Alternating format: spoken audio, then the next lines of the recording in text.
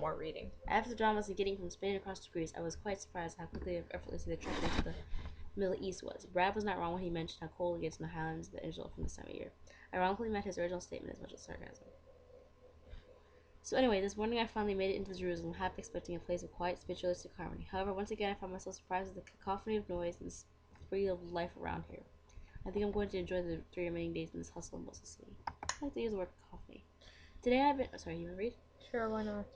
Today I've been resting up by the pool after yesterday's awesome day of schlepping through the local markets and shops.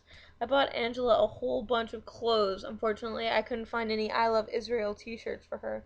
Mom and Dad spent some ornaments. Adam an awesome leather-bound notepad, and I even got myself a little something to waste some time. Of all the places in the world to literally walk into a curio shop, I never expected to be the holy city of Jerusalem. Strange-looking gentleman picked up a suede bag from behind the counter and offered me its contents, at a very generous price. Examining the bag a little closer, it held a few items that instantly perked my interest. Inside, I found what at first looked like a foreign board game, but upon closer inspection, holds a lot in common with what is known in my cultures as a Ouija board. Also inside was a glass divining guide for the board, religious-related paraphernalia, an old scroll reads in the form of a poem.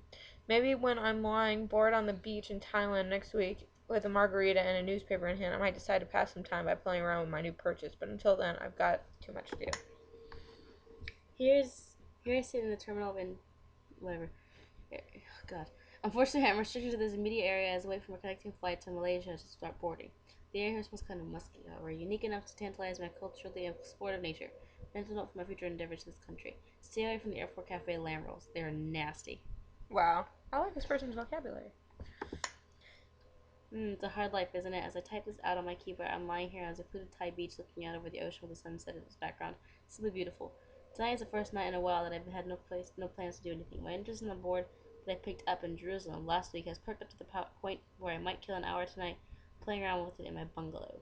The odds are that the board will end up in the storage when I return home and only see the light of day whenever I need a talking point with guests, so I might as well get my money's worth out of this thing. Okay, this is going to sound strange.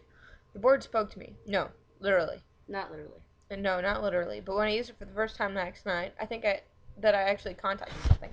Maybe it was just my subconscious manifesting itself with the movements of the glass without my self-awareness being engaged. Well, that's what my new Pakistani friend Kazi seems to think. Maybe there's something more to this board than I ever hoped for. Not much information was passed on to me through the medium, only a few answers of yes and no to a few generic and boring questions. But still, exciting all the same. I received word today that Brad had been rushed to the hospital. He mentioned something along the lines of experiencing chest pains, feeling dizzy, and passing out in a public place.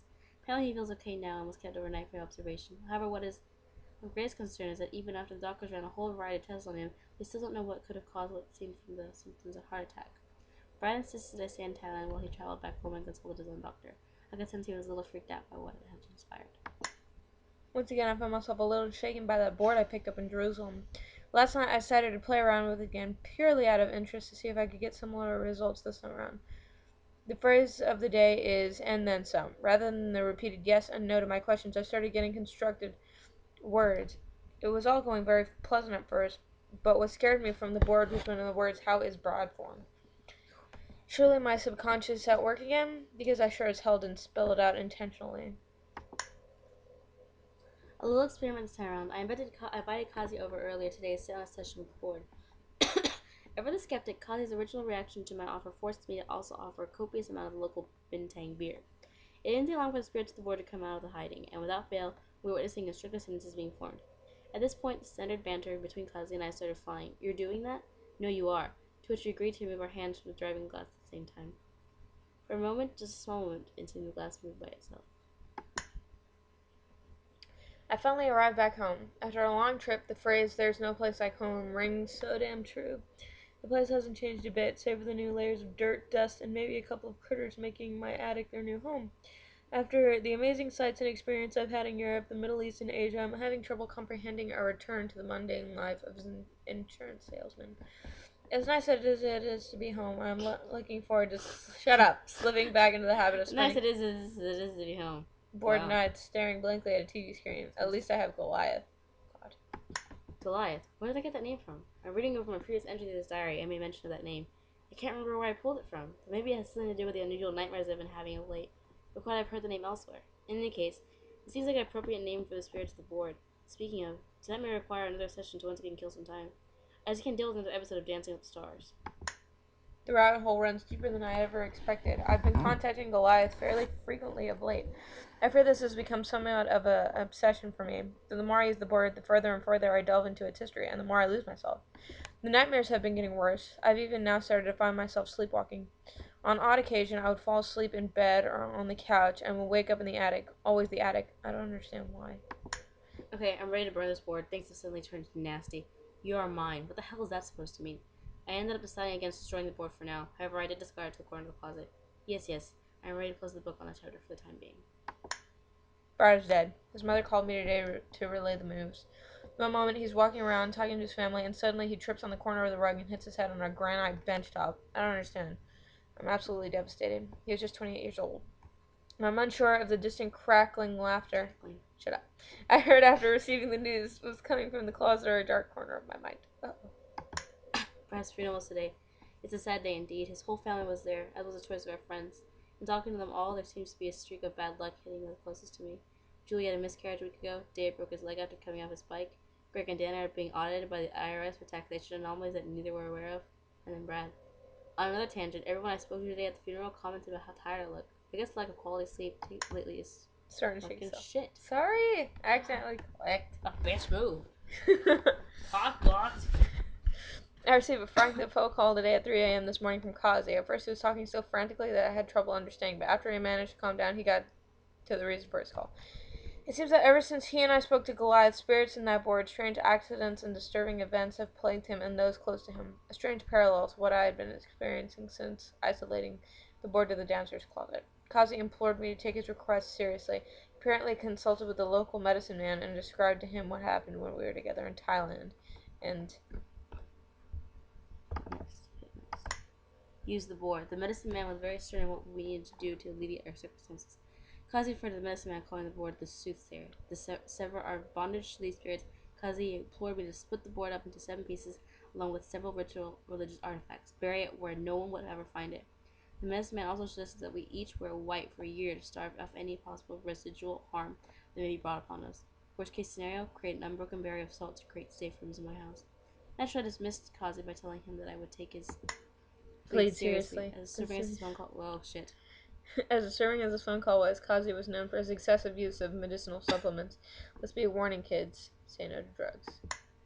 Kazi's suppresses are starting to not seem so crazy after all. I'm starting to fear that field things around me which defy any rational explanation. Appliances turning themselves on, cold spots around areas of the room, thumping and whispering. So when I got out of the shower, I thought I heard a deep guttural growl echo down the hallway. The walls seemed to breathe, and lights seemed to buzz with electrical activity, while lights dim, flare, and burn out on a daily basis.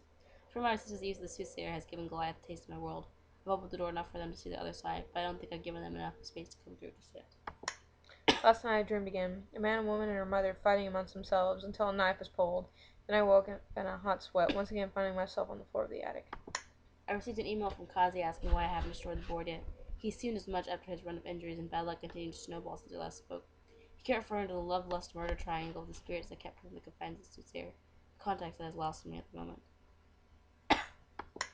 Things are getting intensely frightening here. Not only am I hearing... Intensely frightening. Shut up. Not only am I hearing and feeling strange things, I am now seeing apparitions in mirrors and in the shadows of this house. God help me. If Kazi's medicine man feels his suggestions can help me, it's time for me to take his advice seriously. I ran full pelt in the... What? Into the park. Into the... What the fuck does full pelt mean? I don't know. Behind my house with shovel in hand, and I dug a hole White people say. deep enough that not even 100 years of natural erosion would uncover the soothsayer. Sweat and dirty, I returned to the house to collect the infernal board. To my dismay, when it came time to remove the board from some bitch Good job. from the The safe. safe I had placed it in, I realized I had forgotten and misplaced the access code. In a rage, I kicked and screamed, slamming doors in my wake. No one chance to burden myself with the guilt, how bad luck and pain I have unleashed upon myself and my friends was gone until I could piece together the code for the safe. Here I now sit, hearing the whispers again, speaking lies, all of it lies. Goliath and the Soothsayer are not to be trusted. They may manipulate our lives or demand reverence and payment for our dabbling with the Soothsayer, but we are all empowered by our privileged existence. They can have the last shreds of my desperate sanity, but they'll never take my soul without a fight. Those words still echo in my thoughts. You're mine. Payment indeed. They are coming for me right now. I can hear their screams and demands getting louder and louder with each moment that passes. The stairs, the hallways, outside the store right now. Consummate the vows of defeat, dear God. Oh God. Exit Word document.